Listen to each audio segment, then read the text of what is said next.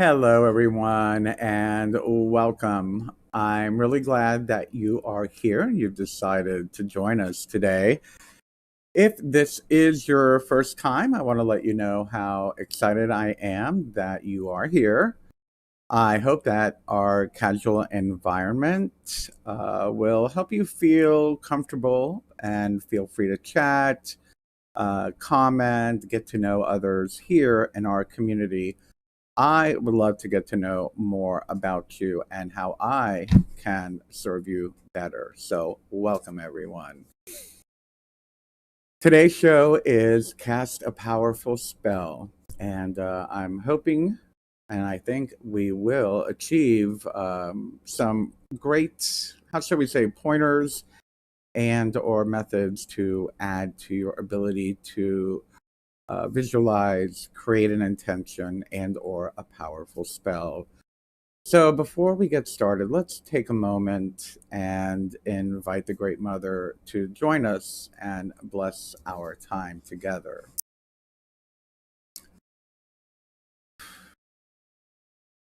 O Great Mother, Lady of the Night and the Silvery Moon, she whom is the darkness and the light that shines through it. Hail to thee, great Lady of the Moon.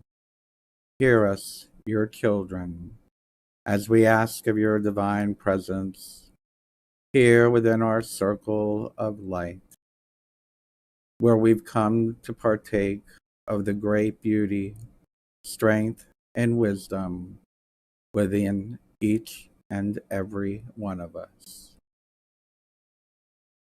Blessed be. Today's reading from the Book of One is called The Nature of Things. And I chose this one in particular because I feel it goes well with the topic that I'm going to be talking about in just a few moments. I figure this is another wonderful, inspirational passage to help us with our short meditation we'll be doing in just a moment. So here it is from the Book of One. It's chapter 10, The Nature of Things. How many times will a fool slip on ice and fall until he realizes if he walks on the ice, he will slip? Many if he desires to reach the other side. If he breaks his arm, he will continue. If he has no concept of what is to be, he will continue his attempts. Yet, if he realizes what is to be, he will know that he must wait for the spring so the ice can thaw and melt, and he will be able to swim to the other side. Let us hope he can swim. So I hope you'll join me in a very short meditation as we've been doing every week now. So why don't you go ahead and take a deep breath, close your eyes, just ground and breathe.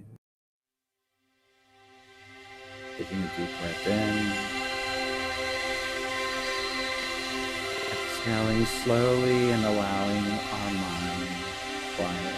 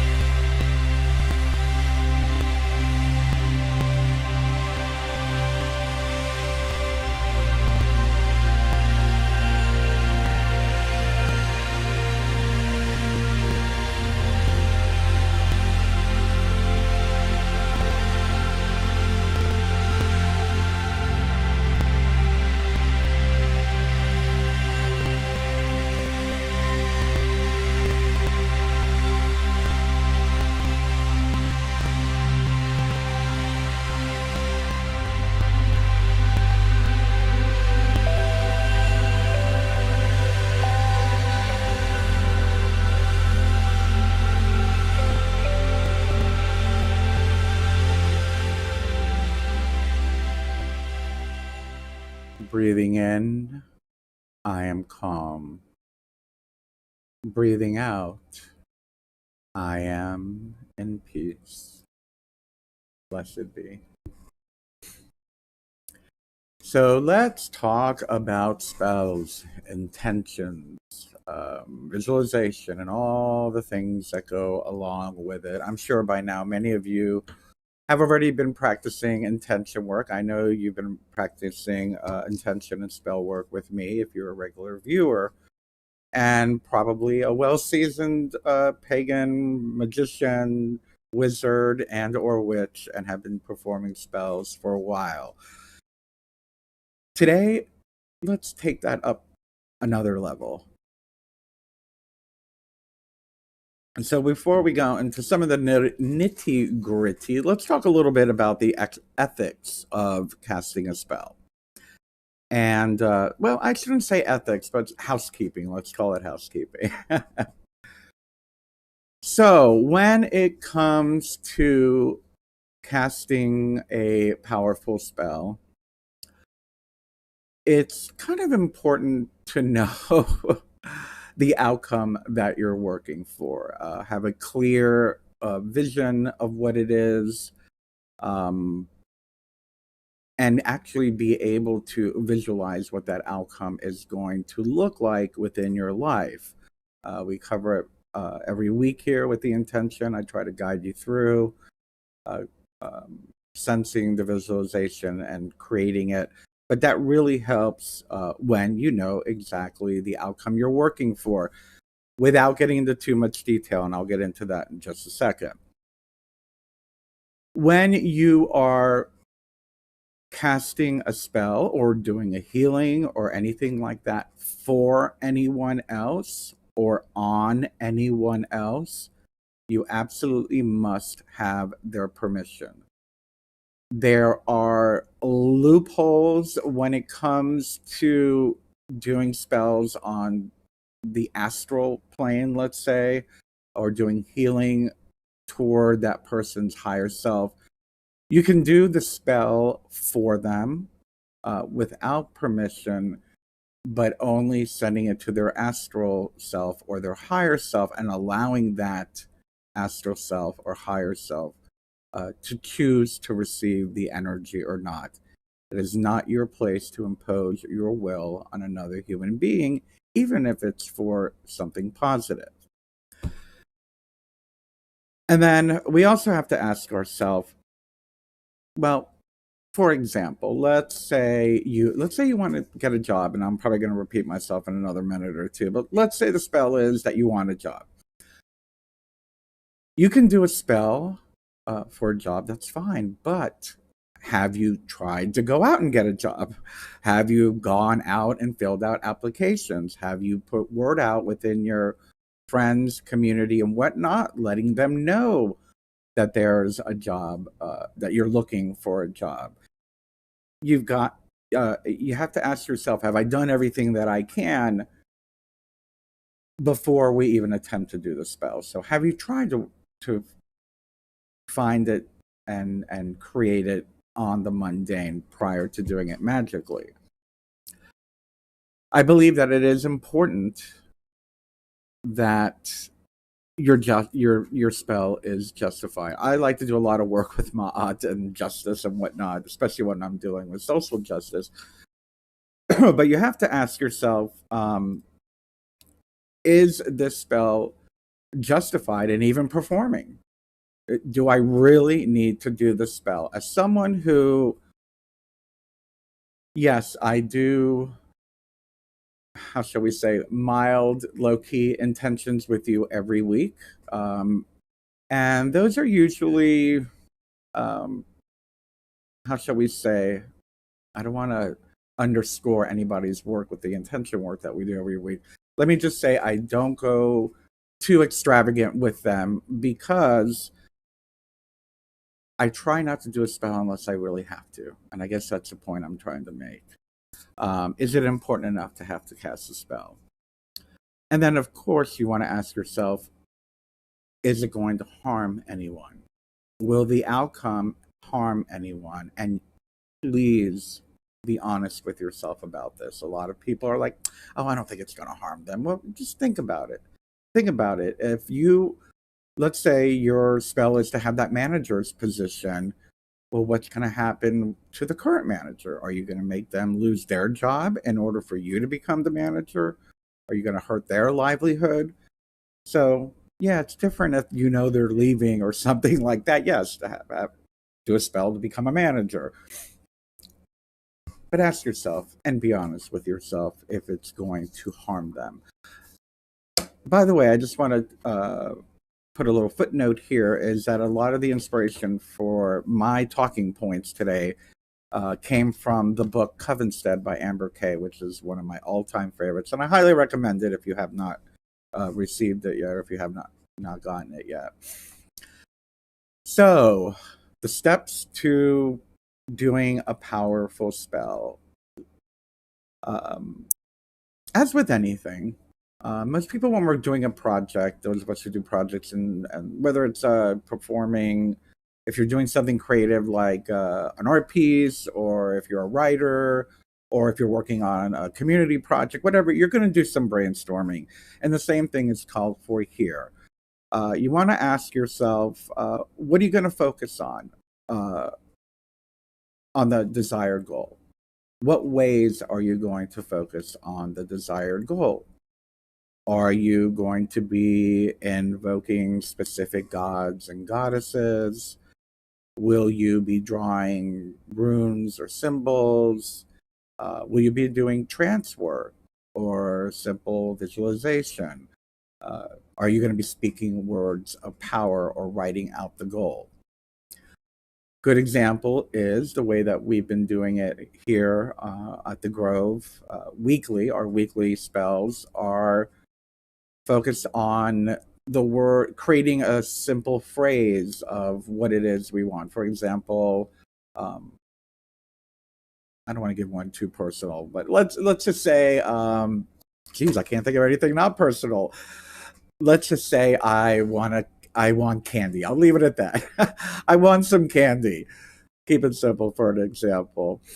So that will be the words that I use.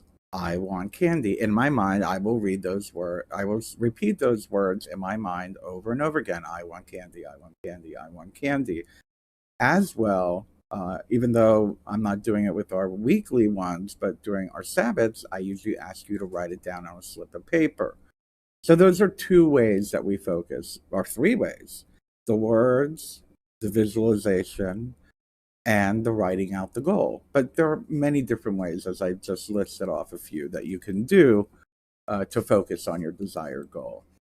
When it comes to the seasons, a lot of times, depending on the season, you'll notice when we do our Sabbaths that we focus on whether the sun is growing or shrinking. When I'm doing an S-spot with my grove, my personal grove and coven, we focus on the cycles of the moon. Is the moon waxing or waning?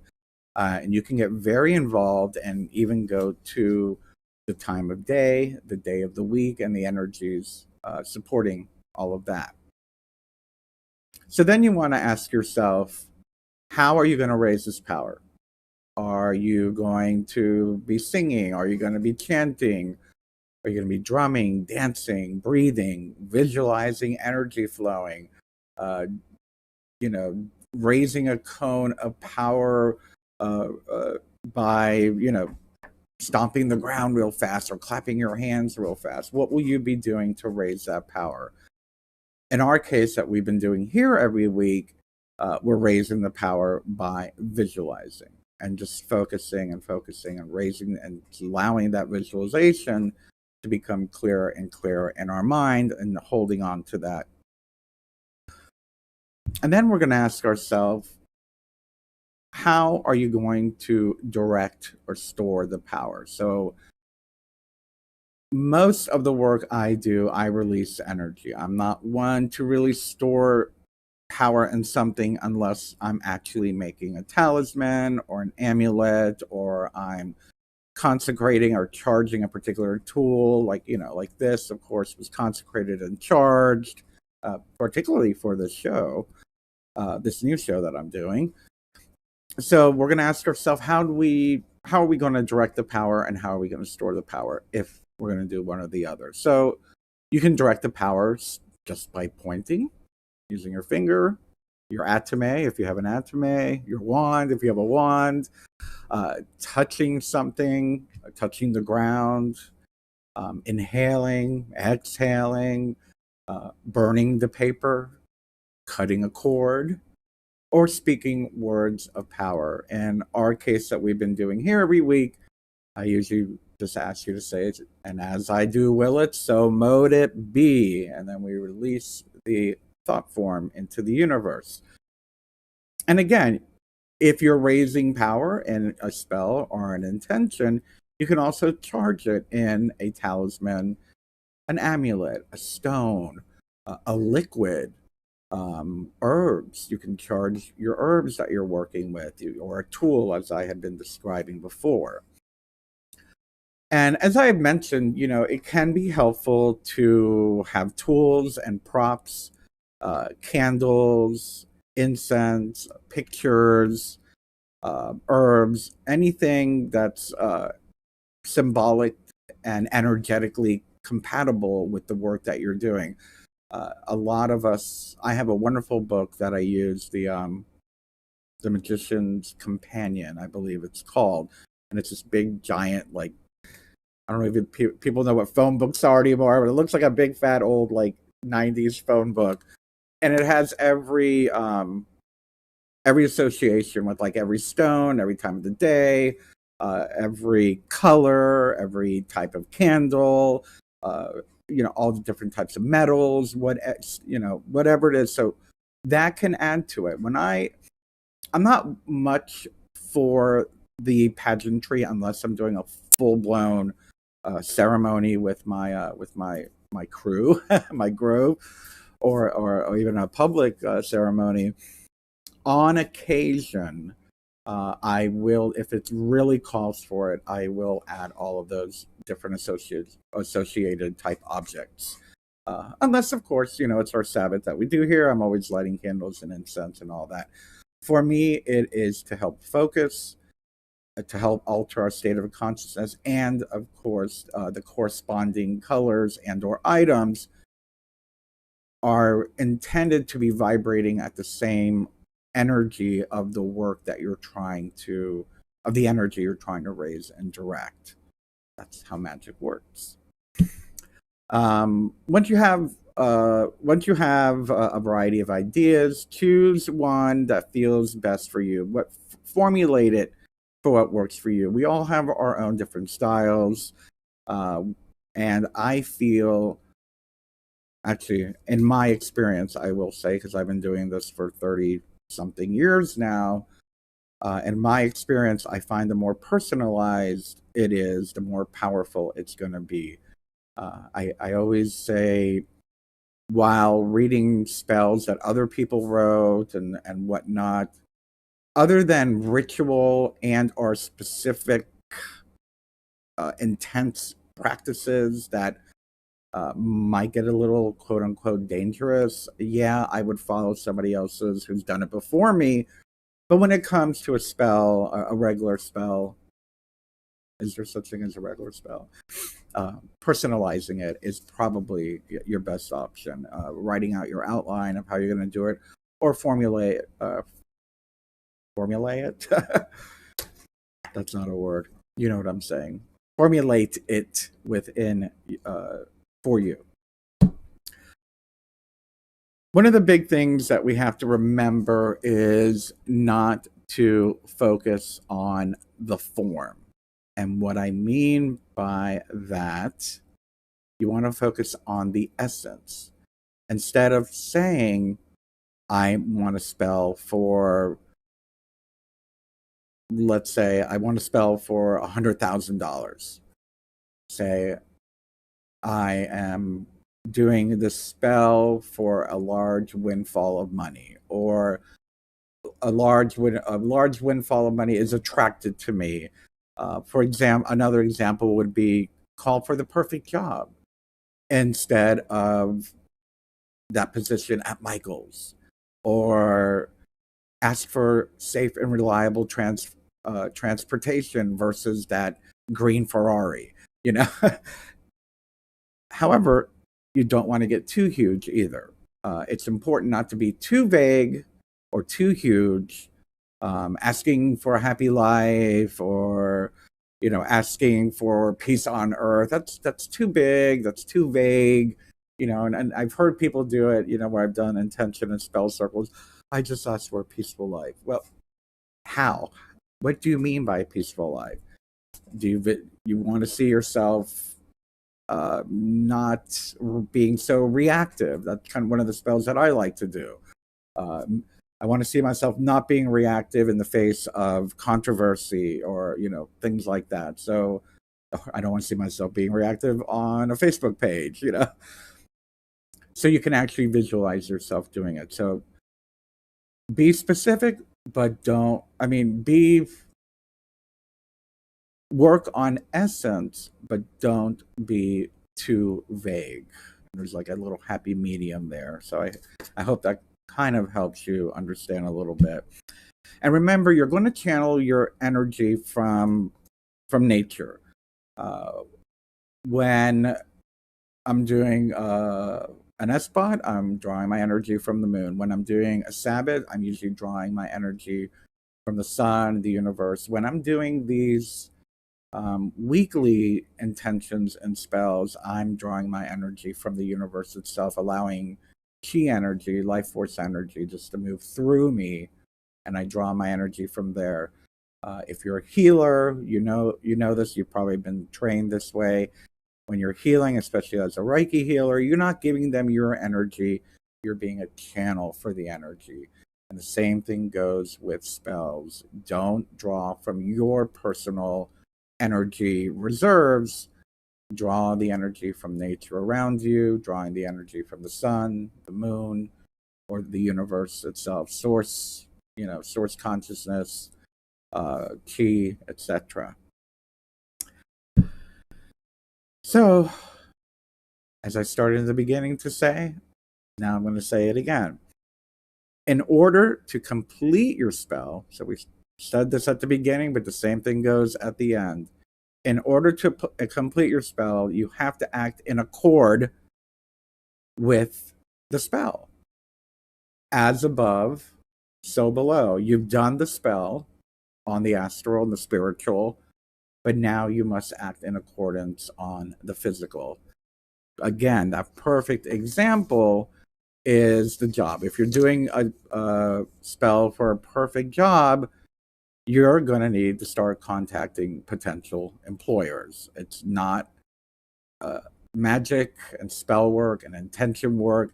It's not about creating miracles. Not someone's not going to come knocking on your door and say, "I'm giving you a job." You have to put in the footwork as well.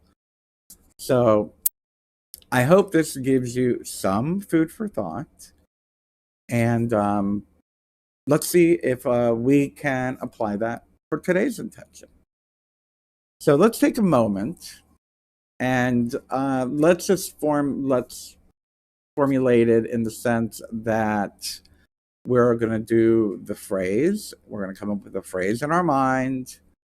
We're going to repeat the phrase in our mind. We're going to visualize the outcome and what that feels like. And then we're going to direct it out by saying, "As I will it, so mote it be." So I'm going to give you a moment to think about what it is that you would like this week's intention to be.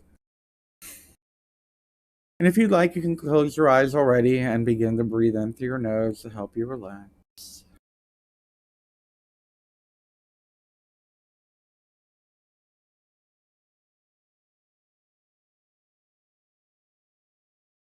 Okay, so come up with that phrase. What couple of words can best describe your intention this week that you would like to bring into your life?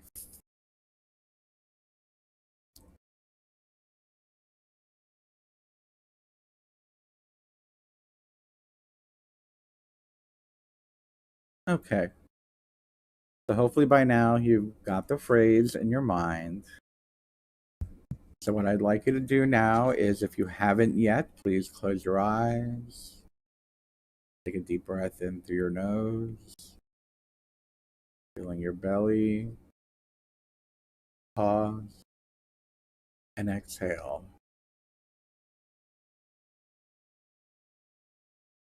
Again, taking a deep breath in through your nose, feeling your belly. Pause and exhale. Now feel the energy around you moving through you, allowing life force energy to move through you as you begin to repeat your phrase in your mind.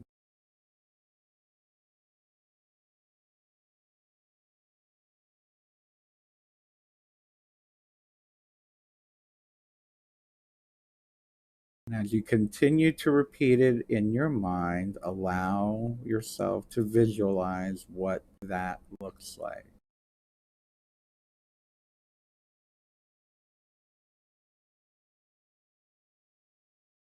See yourself in that scene with it complete. See yourself in the environment. See the people involved in that scene, if there are people to be involved in that scene. Feel the emotion of how it feels to have this in your life as a part of your life. Keep repeating the phrase.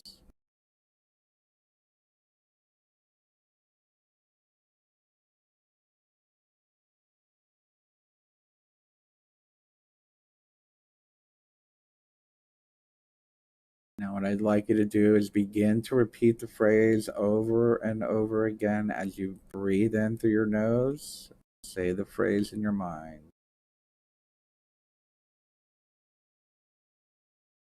And exhale. Again. Feel it in all of your body, feeling gratitude that it is in your life.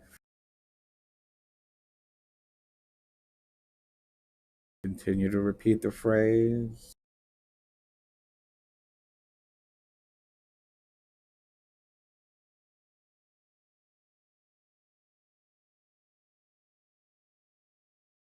A couple more times. And now repeat after me. And as I do will it, so mote it be.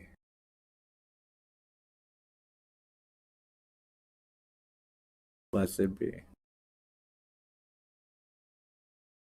Well, I certainly hope that that little extra pointers and whatnot that we covered before kind of helped your intention a little more this week. Please feel free to rewatch this episode to rehear them, or in case you came in during the middle. Um, I do have one small announcement, and that is that next week is Thanksgiving, and I will be taking next week off a few days for the holiday. It's Thanksgiving here in the United States, and I'm the host in my house, so I got to do all the cooking and get everything ready. So I will not be around next week for our broadcast. Of course, I will return the following week, which is on November 30th. Wonderful. So I will see you then. Let me say hello to a few of you that are on the chat. Let's see who's here today. Oh, well, hello, Lisa on Facebook and Sandra on Facebook. We have Edward and Fat Boy Sim, Sugar Venom Doll, hello, all on YouTube. Yahara Bustos on YouTube. Christina's on Facebook. Hello.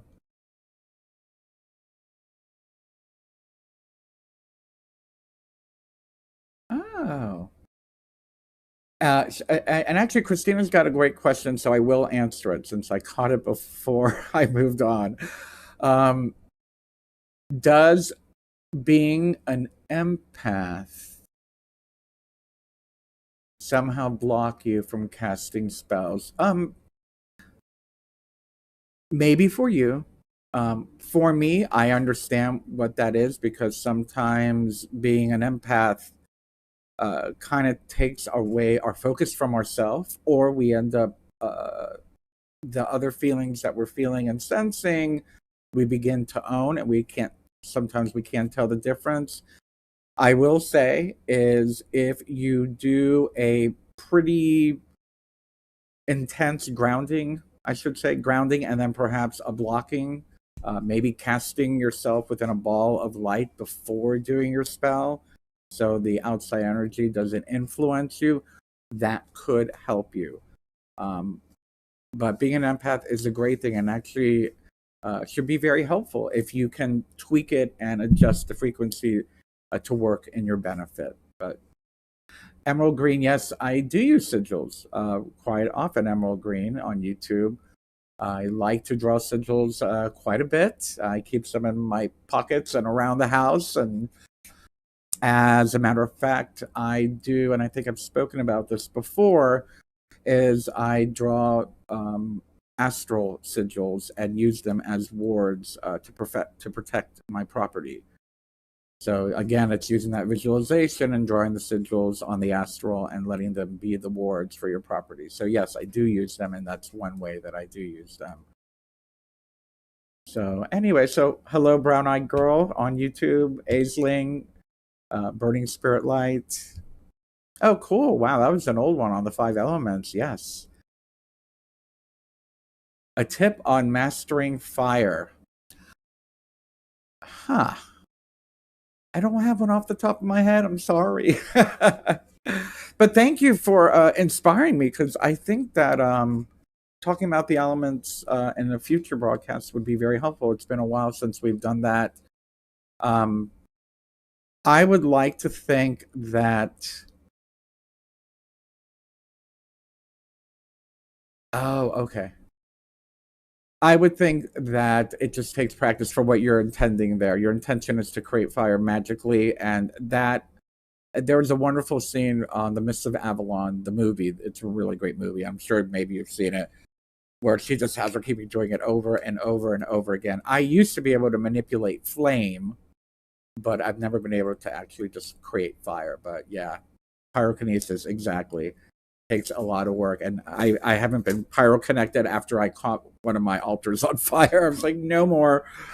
But anyway, but I'll see what maybe we can come up with some pointers. I can talk to some friends that might be masters of that. So again, thank you all, everybody. Please head on over to my website. Join me on the Grove. We have a little special section for all of you that watch my show. You can register on my website and join the forums, get to meet other people of like mind, have continued discussion with them. We are building a community over there, and I hope you'll join me. You can go to bernardalvarez.com/grove to learn more about it. Please consider becoming a supporter, tipping me, whatever it is you want to do. And just remember that I love you. I want you all to have a wonderful Thanksgiving, and I'll be back on the 30th. So let's do our little closing prayer and meditation before we go. If you'd like to close your eyes and take a deep breath with me. Be gone from me, worry and woe. I have the strength to break free and the wisdom to know. As I breathe in this sacred day, my calm will grow. I call upon my inner guides to help me take it slow. My serenity and tranquility will overflow. Harm none, blessings to all. So mote it be. Blessed be. I love you.